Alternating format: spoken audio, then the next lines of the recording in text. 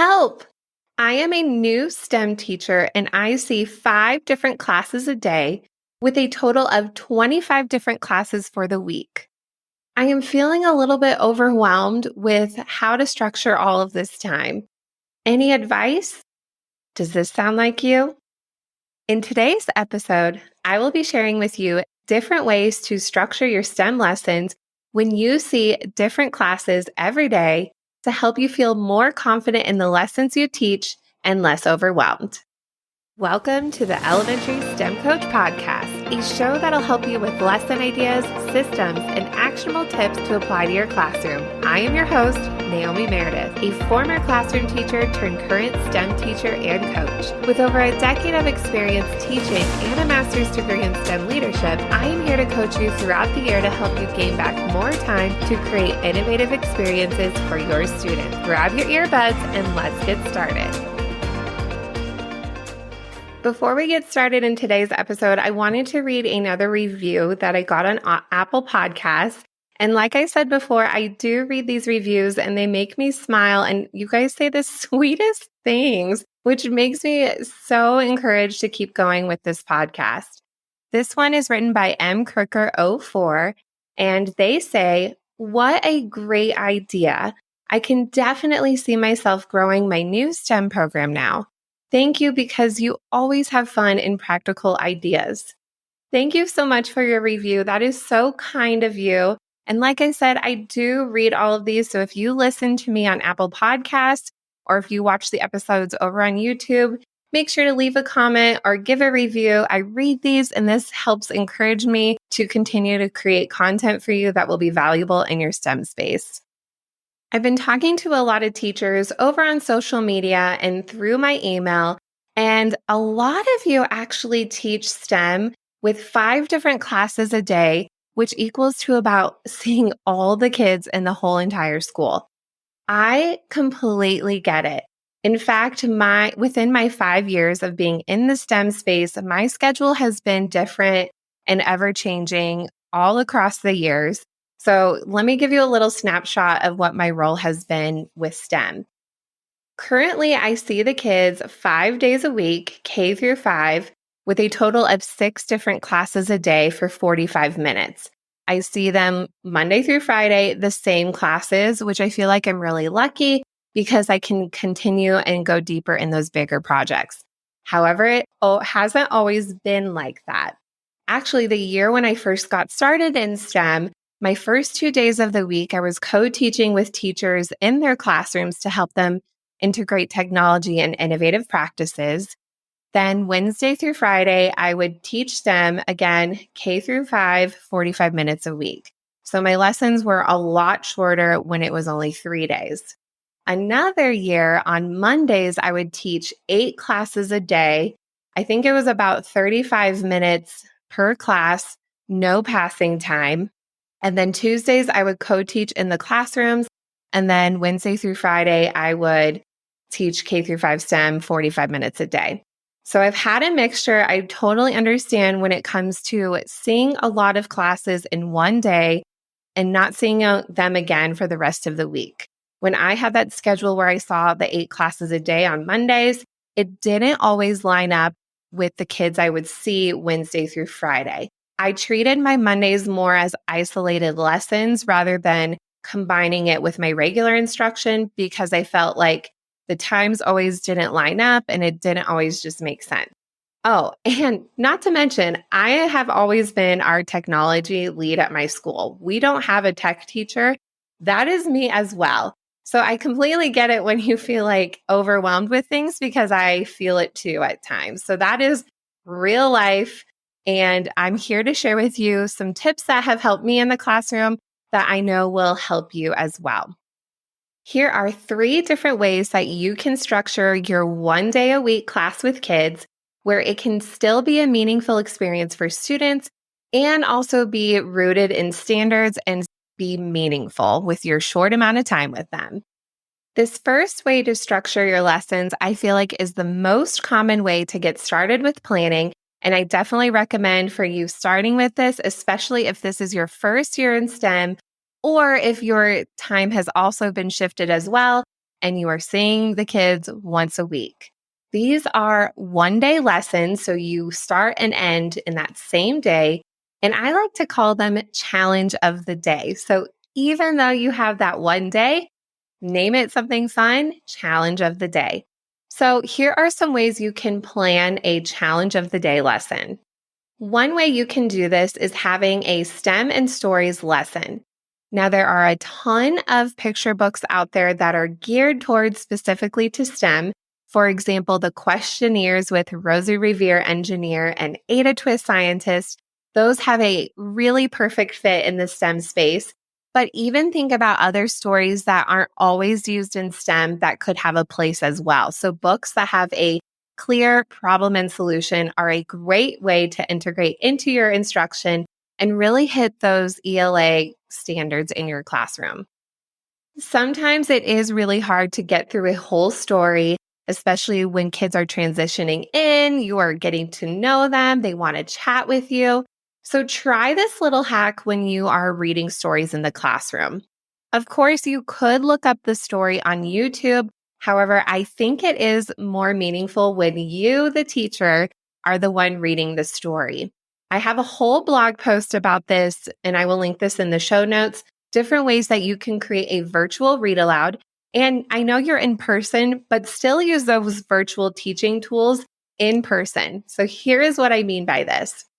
I recommend getting an ebook version of the stories you want to read, or even take pictures of the hardcover version and add those to your Google Drive, but have digital pages of the story you want to read to your students, and then share that on your screen and screen record yourself with your picture and video in the camera, and you can play that with students. You will be surprised how much more quickly you can read this when you are online instead of in person, and this will actually help speed up the time when you have a really short amount of time with your kids. I do this still. I have 45 minutes with kids, but I still screen record myself reading specific stories. They are not on my YouTube for copyright reasons. I just have them saved in my own personal Google Drive. But I read the stories with my little dog, Frederick, and I introduce him in the camera. So that's really fun too for the kids to see. So I highly recommend recording these stories at home because you can add in your little pets and the students can make that connection with you. So screen recording yourself reading the story can actually help speed up the time when you are planning a STEM and stories lesson. When you plan your lesson, you might not always get to the part where they actually are planning and drawing their design. Their plan could even just be verbally talking to a partner how they would like to attack the problem, and then they can build the solution using reusable materials. Things like blocks, Lego bricks, hashtag blocks, anything reusable that they can build, possibly take a picture in Seesaw or Flipgrid, clean up, and then there's no storage at the end of class. So you are done with that whole thing from beginning to end, story read, the creation is built, they share in some way, and they are on their way. So this is a great way where you don't have that storage issue. Oh my gosh, have you heard the good news? With this podcast being only a month old, we have already hit 2,000 plus downloads together. I cannot believe this number and how I have been able to make an impact to your STEM classroom by way of audio. To celebrate, I have a special 3-2-1 giveaway for listeners. There will be 3 winners celebrating our 2,000 milestone and 1 month of being on air. You will have the chance to win my Back to School STEM Activities Bundle and Makerspace Bundle. This will save you so much time planning and give you ideas for lessons and organize your space. To enter, find the giveaway image post on my Instagram at @NaomiMeredith_, tag a teacher friend who would enjoy this podcast. If you want a bonus entry, share the post to your Instagram stories. And that's it. This celebration, the 3-2-1, will last from August 22nd through 29th, 2022. Excited to celebrate with you. Another way you can plan a challenge of the day lesson is to create it in a thematic theme. One way that I did this on my Mondays with my 8 classes a day is Dot Day was coming up. Now, we will have an episode about Dot Day. This is September 15-ish. They even say ish on the website. But Dot Day is September 15th. This is a great one-day celebration in the STEM space where you can have a quick activity, again, tie it into the book, and have a quick activity that the kids can do with you, have a short experience with STEM, and be on their way. When you are planning STEM and story lessons or even thematic lessons, I recommend also combining grade levels. So for K1, 2, 3, 4, 5, you can combine lessons that can help you save on the materials you need to plan and also the cleanup time and prepping things as well, especially if you have a short transition time in between all those classes. Another way that you can plan your lessons is condensing longer projects that do span over the course of 1 to 3 days. In my free K-5 STEM year-long plan, which you can find at naomimeredith.com/year-long plan, this is also in the show notes. In my K-5 STEM year-long plan, I have a whole year of different lessons that you can teach K-5. When I originally planned these lessons, they can span for about 5 or more days. However, you can definitely pick and choose what works best for you and your classroom. I always provide more than enough content in there because I know everybody's situation is different and you all have different needs as to what you need to teach in your space. There are also digital materials included in there, so you don't have to make a lot of copies every time, but you can if you would like. I was actually just talking to a teacher about this on Instagram the other day, how she has the year-long plan and she's picking and choosing what works best for her within her first year of STEM. Shout out to you, you know who you are. But this is a great way that you can save time on your planning. So when looking at a whole lesson that spans for about 5 days that follows the engineering design process, how could you do that when you have limited time with kids? The first day could be all about building background knowledge and doing some research about the challenge at hand, using all of those different research tools that we've talked about in the past, like podcasts, videos, ebooks like Epic Books, so lots of different materials to get the kids excited and build background on the topic. During that same day, have students plan their designs, and they can do that by drawing and labeling their pictures and possibly making a shopping list. In episodes 5 and 6, I talk more about the management and setting up of your makerspace. So if you haven't given a listen, go back and check out those episodes.